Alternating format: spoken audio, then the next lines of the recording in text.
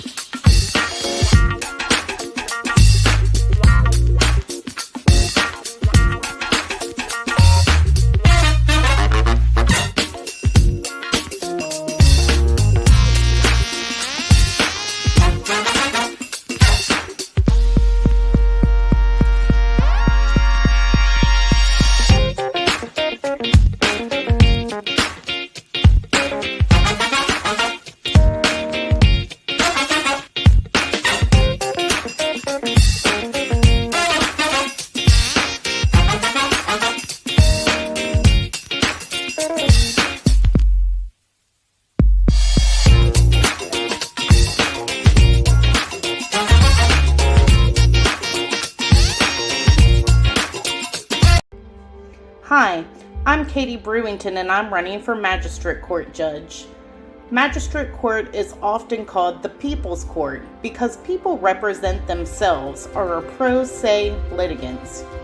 Magistrate Court handles civil claims up to $15,000, dispossessory proceedings, pre-warrant applications, and good behavior bonds. I'm a great candidate for judge because I have the experience, compassion, and drive to get the job done.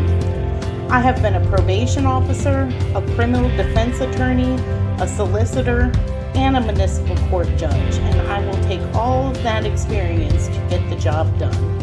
So remember, vote Katie Brewington, May 21st, for Magistrate.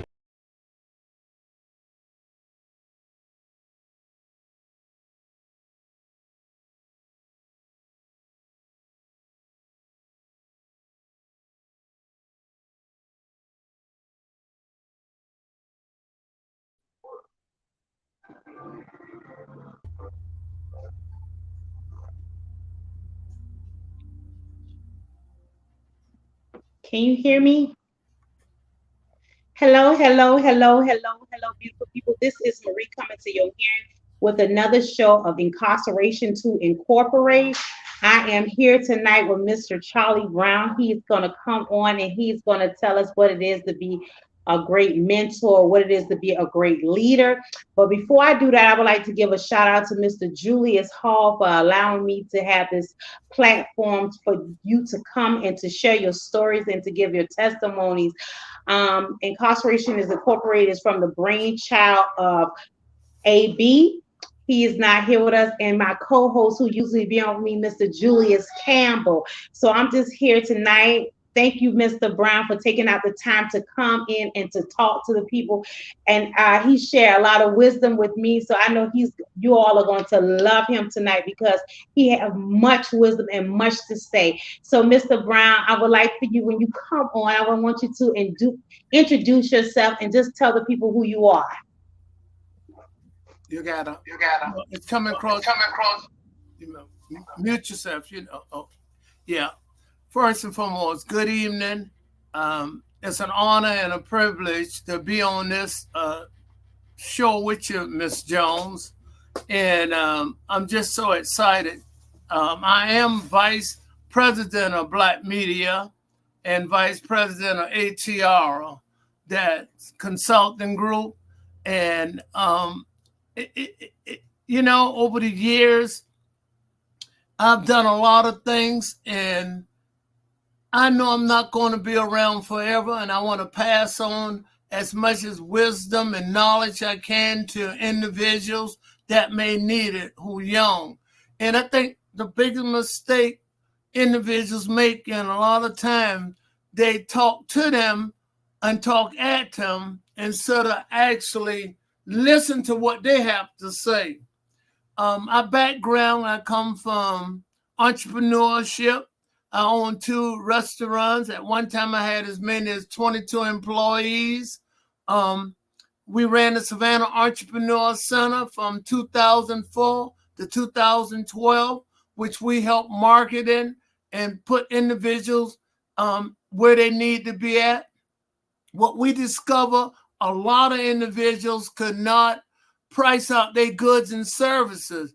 Just because you're a carpenter or a painter or something like that, you know the skill, but you don't know exactly how to do it. So I've been mentoring and trying to help people move to another level, which is so important. And today, I'm going to just ask you to listen to what I may suggest to you. Miss Jones can ask me some questions, but again, I want to talk to you and not at you. It's a complete difference.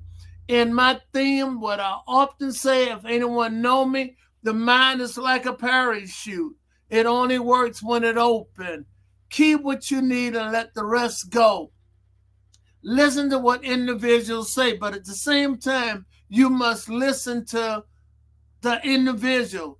Just because you're young, but I mentor older people and younger people. The key, the greatest honor you can pay any man or woman, when they speak, you listen to what they have to say.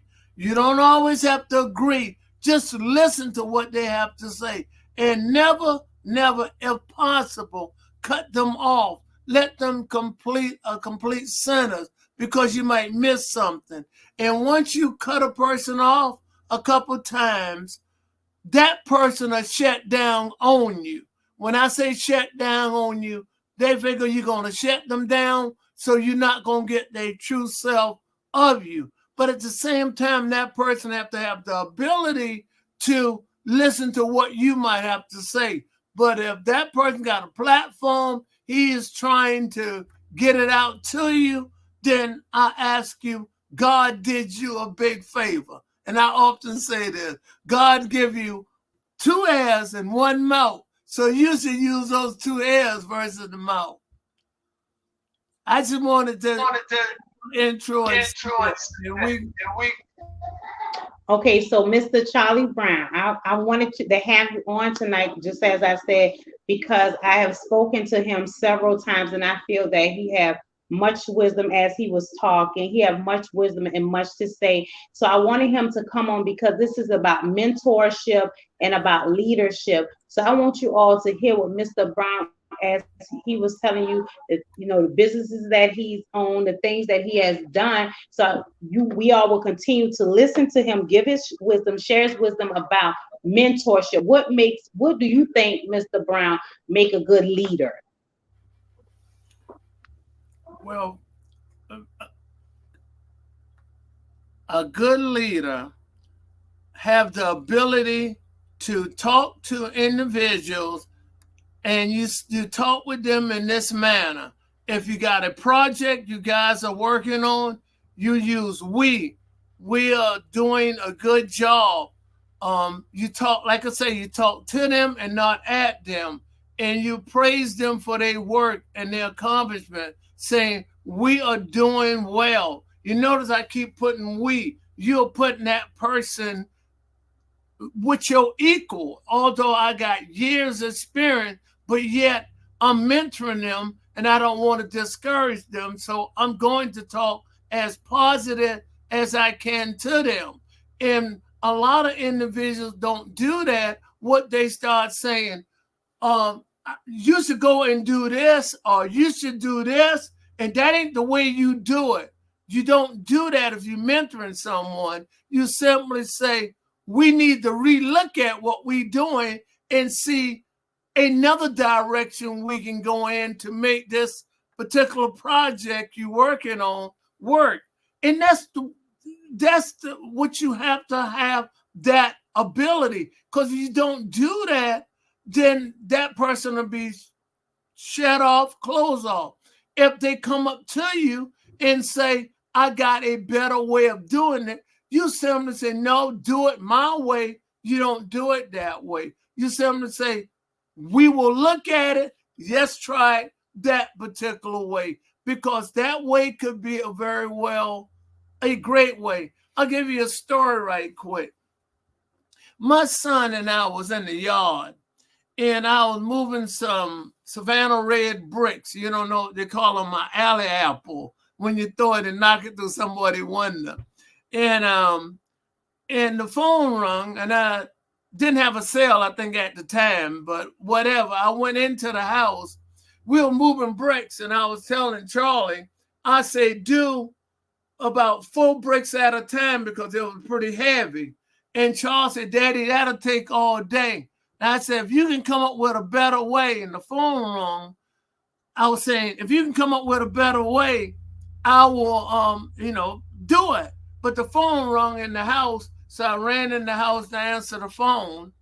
And I must be staying there about 30 to 40 minutes. When I came back out, my son had done took a piece of tin, tied a rope on it, and instead of moving 4 to 5 bricks at a time, he was moving 20 to 30 bricks at a time. And I didn't criticize him, because if I'd have told him don't attempt nothing and say, you do what I tell you to do, but that ain't the way. I said, if you can come up with a better idea and make it work, that'll be great. And I thought that was an interesting story. You got to let them know exactly when you're working on a project, how to say, we are doing a good job. You're doing a good job. And encourage them and give them that leadership from you. You're not trying to make them a leader. A leader is not born. A leader is made, because for the fact that if you're going to be a good leader, you first have to be a follower. I was a follower for years, and I still follow great leadership, because that's what it's all about. So, Mr. Brown, what I want to know is, the reason why I have you on the show is because I have Julius Campbell and I, we have verbal and visual, what we take and we teach system impacted youth, right?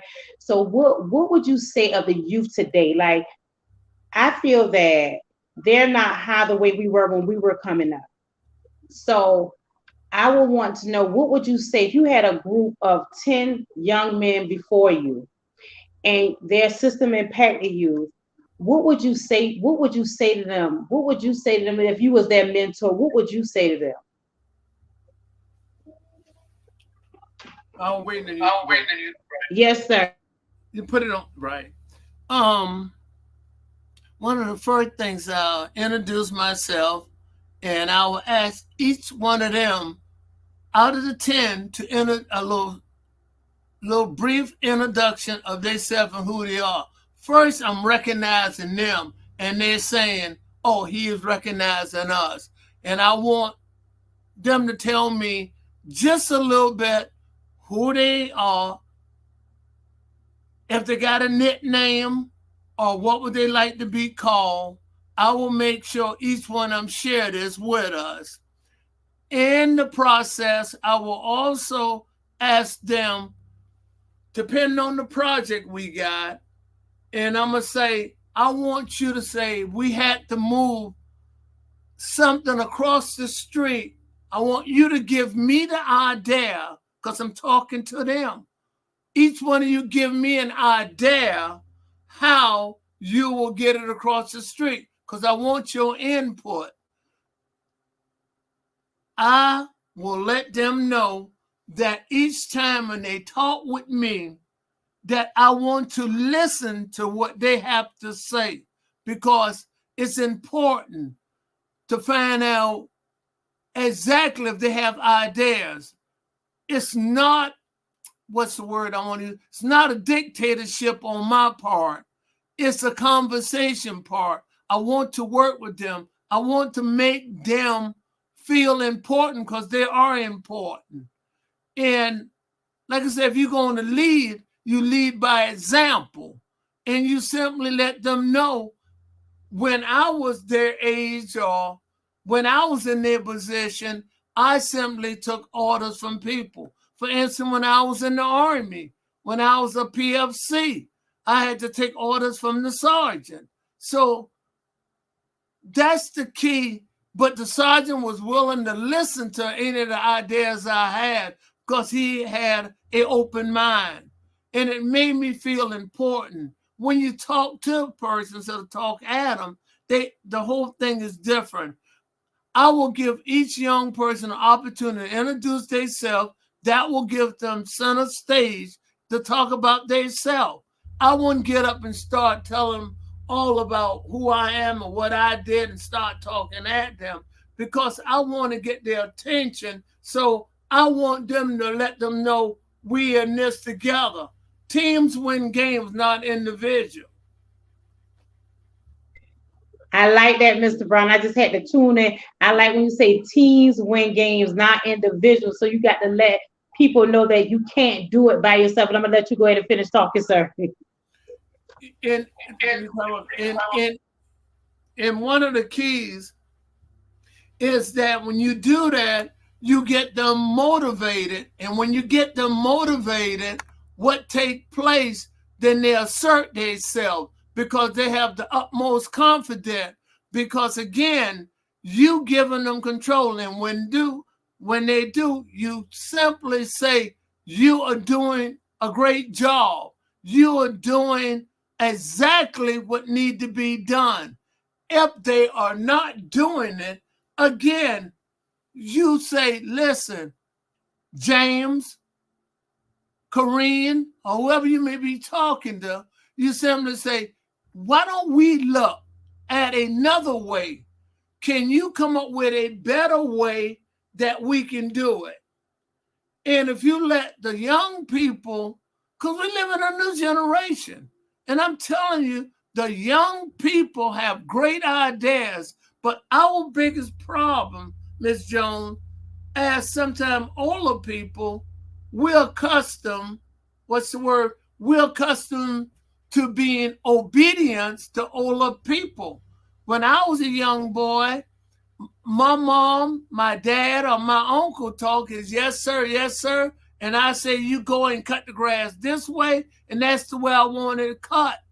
And I said, well, I don't want to hear you talk back. This is a new day and age. You know, I often tell people, let your young people be very aggressive, but make them responsible at the same time. When I say that, I really mean be aggressive. Just don't teach them to be obedient.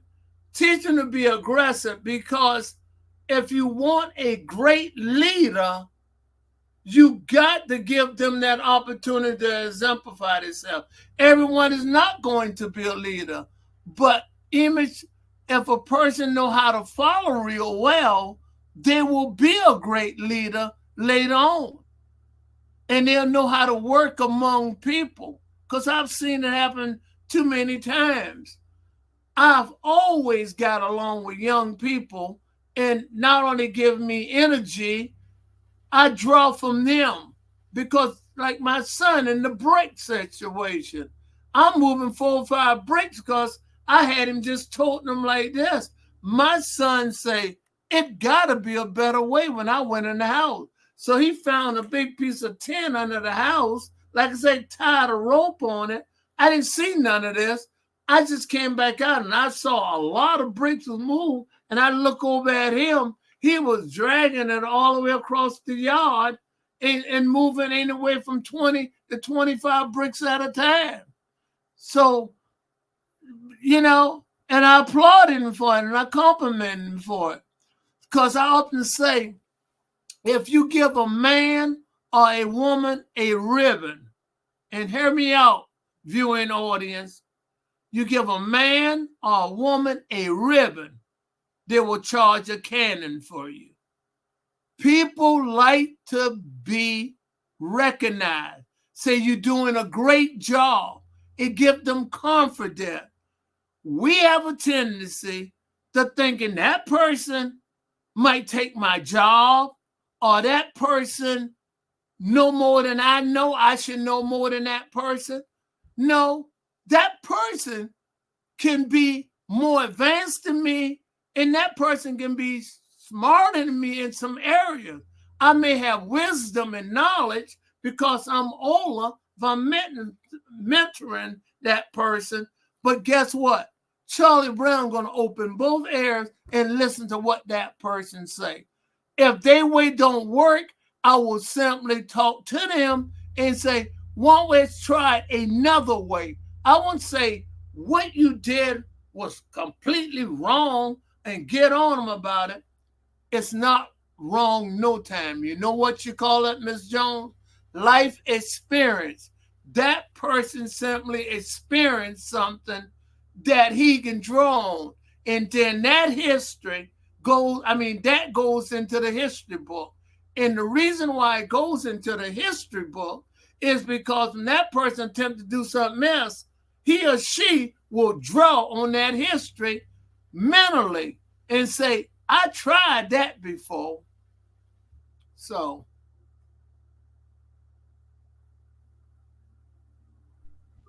So, Mr. Brown, today on 37th Street, the Savannah Police Department and probation and parole officers, they were up there to the SIP. It's called the SIP program. And guess what they did? I didn't know this. I went up there and I stopped to talk to John Bush them. And they had for the whole week, because the kids are out for spring break, for the whole week, they had 10 boys and 10 girls. And they were there like they were daycare from ages 5 to 12, and they was just saying the different things that they were doing. They had a big they had hot dogs, hamburgers, food for free for anybody who wanted to come up there, and even the kids who were out there, they took them different places for the whole week because they out, like I said, for the whole week. And I think that was really, really nice. And I told the officer, I said, well, I didn't know that y'all were doing this. I said, but I think that's really commendable. I said, because a lot of people did not know. And also they pass out free food on Fridays on 37th Street. You know what you just said, it is so powerful.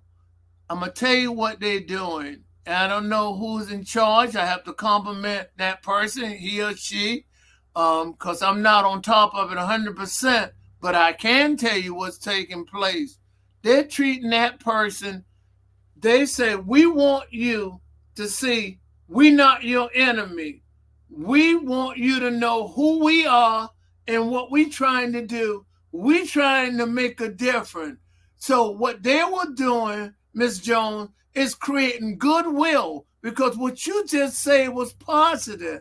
Because if you didn't know that particular police officer or parole officer, you'll say that person is a human being. That person is nice. He's just not looking at me as like a criminal. He's looking at me as a person.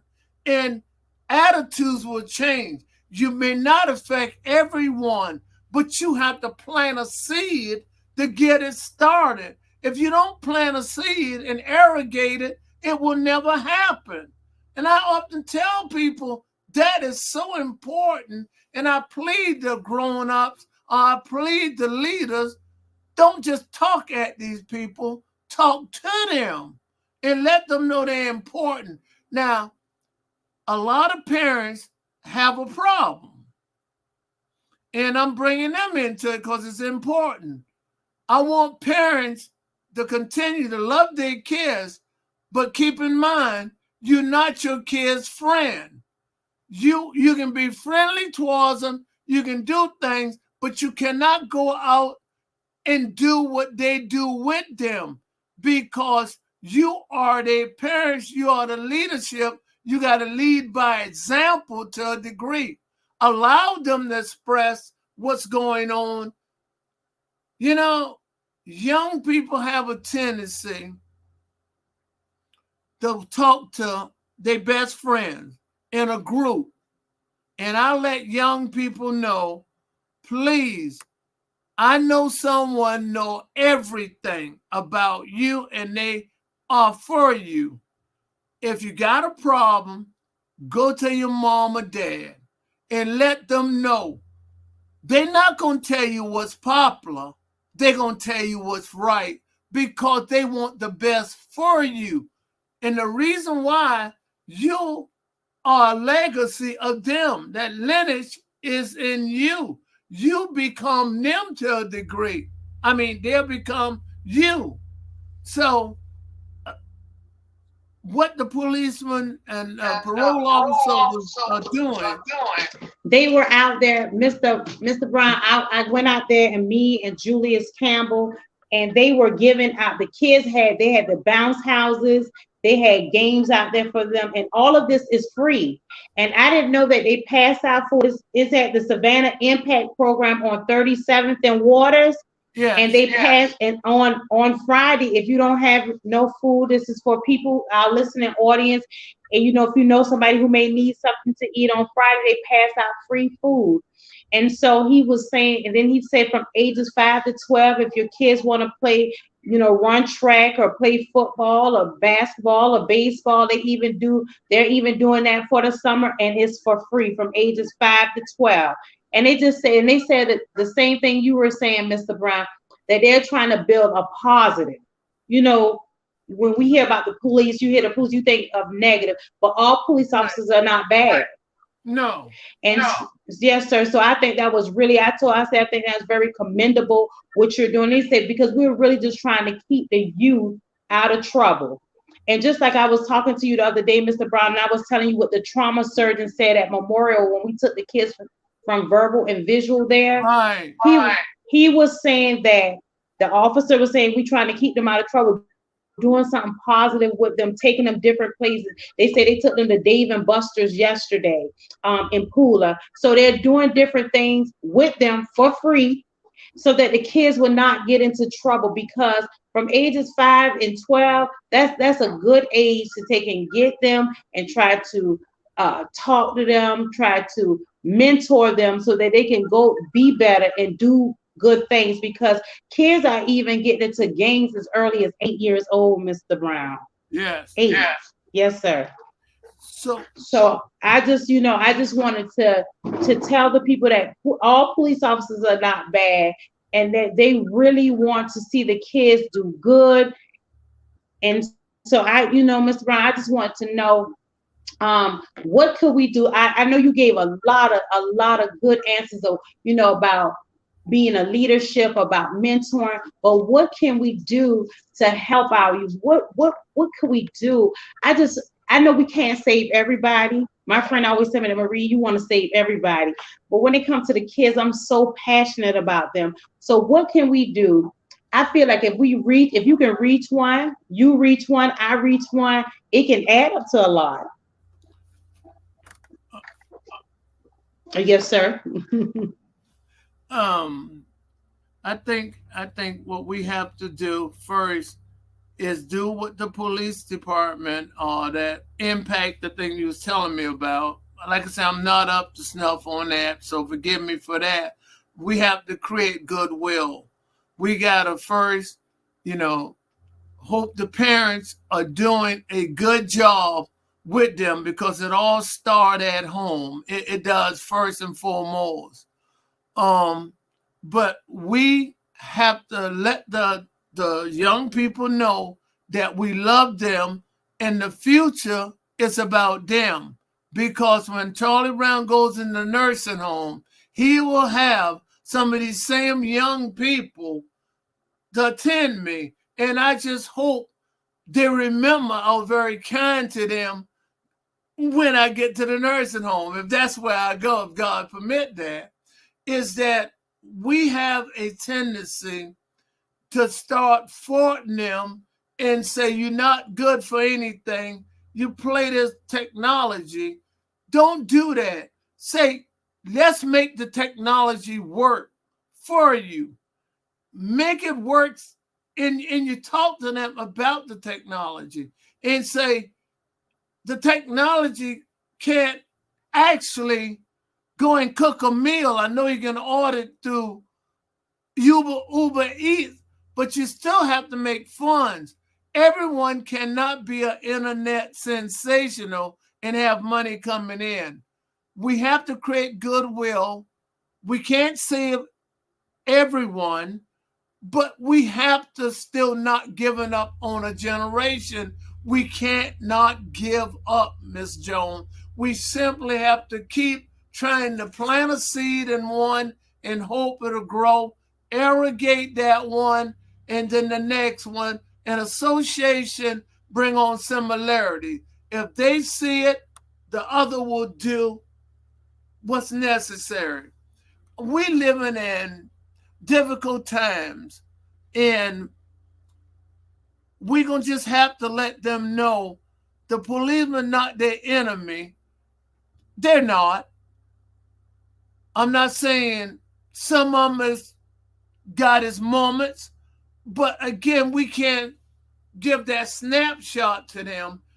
If they stop you, put your hand on the dashboard. Don't be reaching for stuff, because they're looking for a reason, maybe some of them. So I'll say, yes, sir, no, ma'am. You can get more with sugar and honey than you can with dirt. Trust me, you can. And all I can do is tell young people, if you want to live a long, long time, I don't know scripture 100%, but I'm okay. Honor your mother and father. Your days surely should be long. And the reason the days are cut short is because the police stop. They start reaching things. Why you stop me? And swinging their arm, giving that person a reason to do something, because the person thinks they're going to get harmed or be harmed. I'm asking young people, please be courtesy to each other. You can get more with sugar and honey than you can with dirt. Trust me, you can. I go places all the time, and I'm real respectful, and I go through fast food lines. I don't talk rude to those people when I'm in line, because they got to handle my food. And I teach my son and his friends that when they ride with me, they say, you always get good order, because I say, yes, ma'am, no, ma'am, thank you. And those girls, young girls, or boys be way younger than me. Respect is respect. It got nothing to do with age a lot of time. And people going to be handling your food. You don't say, I want it this way and I want it that way. I don't want that food. If you order, they're going to talk that way, because people act the way you treat them. If you treat them real rude to them, 90% of the waitresses, people I get, I try to lead by example.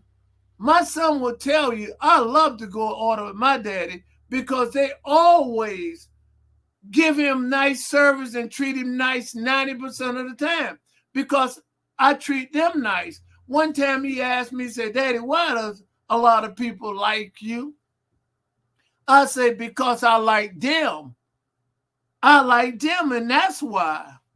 And like I say, we got a generation. Some people say they want to throw their hands up. We can't. We have to continue to talk to them and not at them. That's the key. Oh, that was very, very good. I want to take and we about to bring the show in about 5 minutes to a close, but I want to say this. Verbal and visual. I'm with OAA Offenders Alumni Association, where we take and empower and encourage and educate one another, because I don't care who you are in this life, you're going to need somebody. And Mr. Brown, can I tell you something? You would not go in the nursing home. I know that you're not my father, but you would not go in the nursing home. I will come to your house and take care of you personally myself, okay?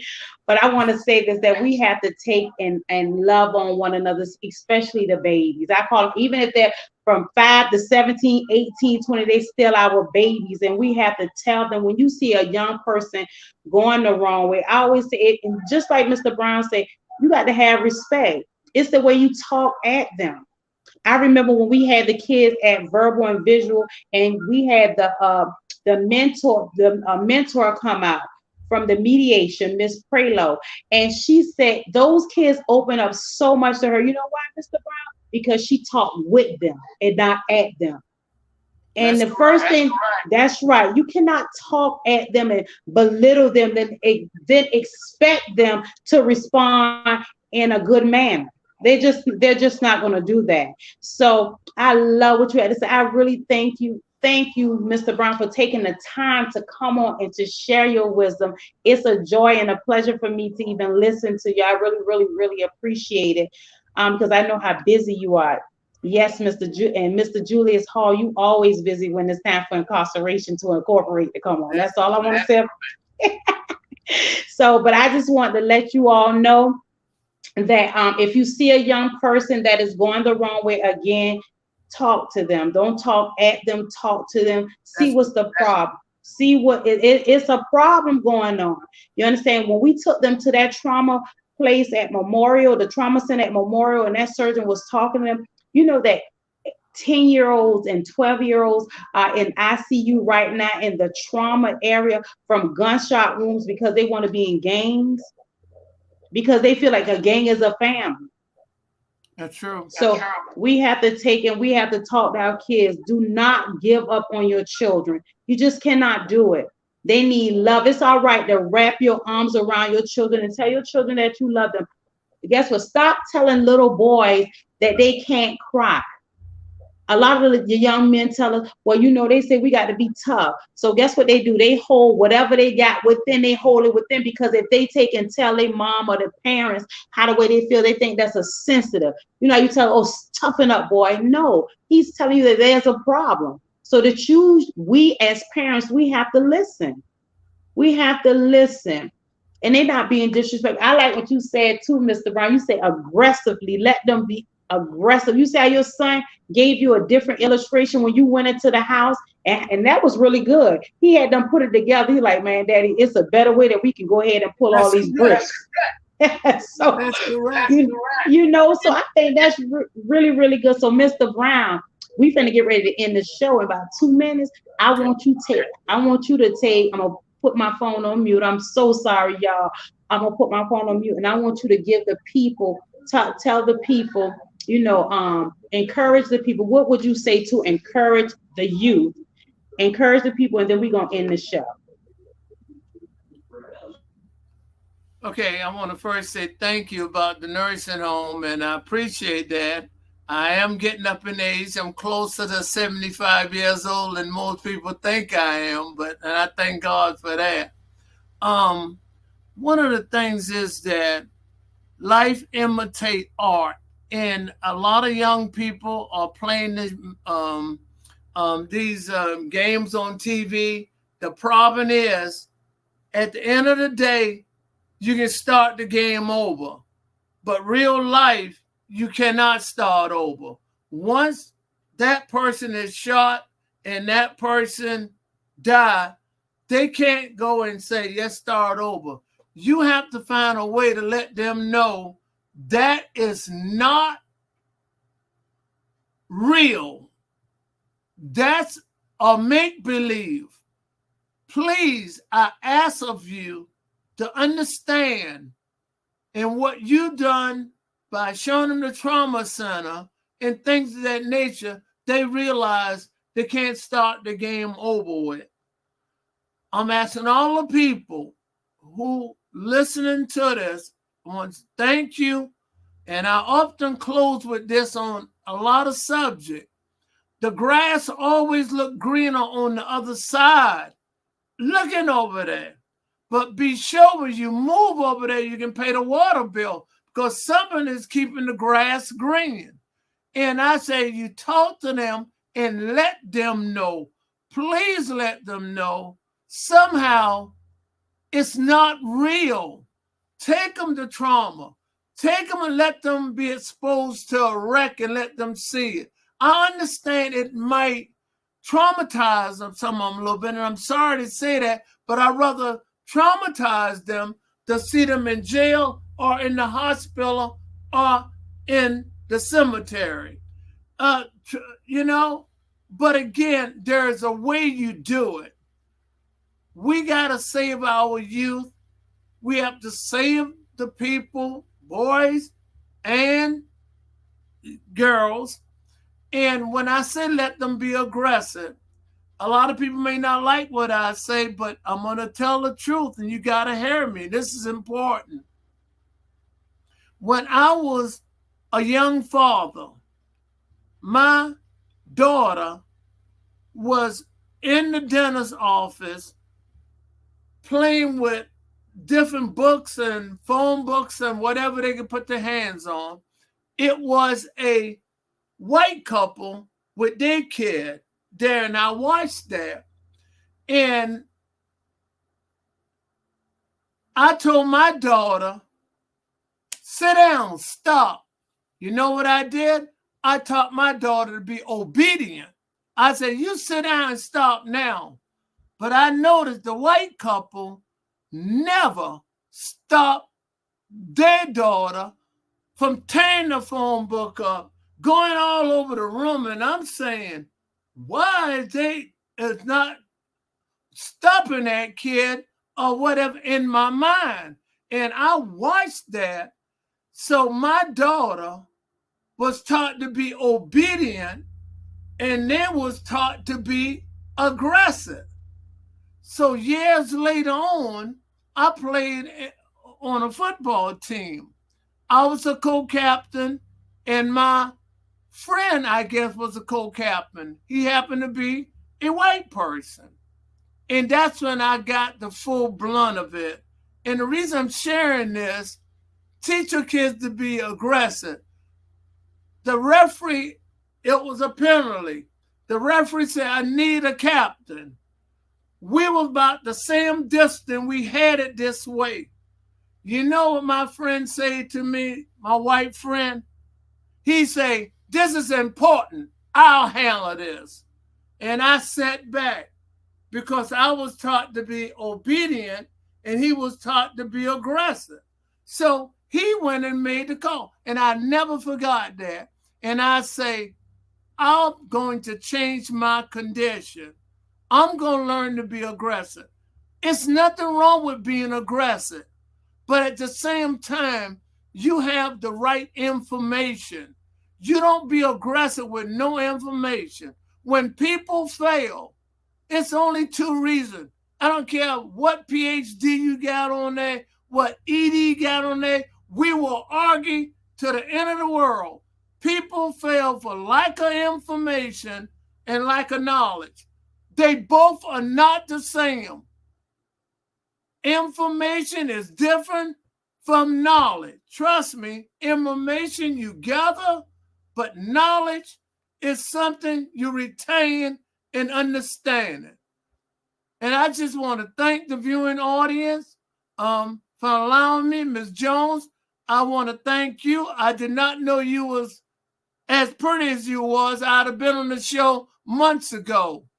But all I can say, you're quite welcome. All I can say, please see what your kids are doing, what they got in their bedroom, and talk to them and let them know the games is great. I'm not trying to discourage you, but at the same time, it's not real. Try to talk to them. You are their parents and not their friend. Do not be out wearing tight pants or the daddy trying to be young with his son. No, he or she look up for you for respect to a degree. You are not their friend. Talk to them and not talk at them. And again, thank you so much. I hope I can come back on the show again when the system is working completely good. It's doing all right. You have to put yourself on mute so we can conversate a little bit. Again, viewing audience, the reason we on because of you. We asking you to share to the bottom, call your friends, let your friends know what Black media are doing. I'm Vice President of Black Media. I plead with people, and I'm asking people to share. This is for you, by you, and I say by you. Your input is what we put on the show. Because if we did not have you, we wouldn't even exist. So you make us work. Again, please share. Thank you so much. And I love everyone in Savannah, Georgia. And I love Mrs. Jones because she is a wonderful person and her heart is in the right place. And again, thank you, ma'am. And thank you, Giovanna, our producer. Well, guess what? Thank you, Giovanna, our producer. And I want to thank you so much again, Mr. Brown, for coming on and sharing your wisdom with us. Thank you so much. And I like when you say be aggressive because they call me that. So now y'all heard what Mr. Brown said. So I can be aggressive long as you have the right information. That's okay, right. So anyway, I want to tell y'all thank you tonight for tuning in to Incarceration to Incorporate, and I want to say good night to everyone. Good night, Mr. Brown. Good night. Good night.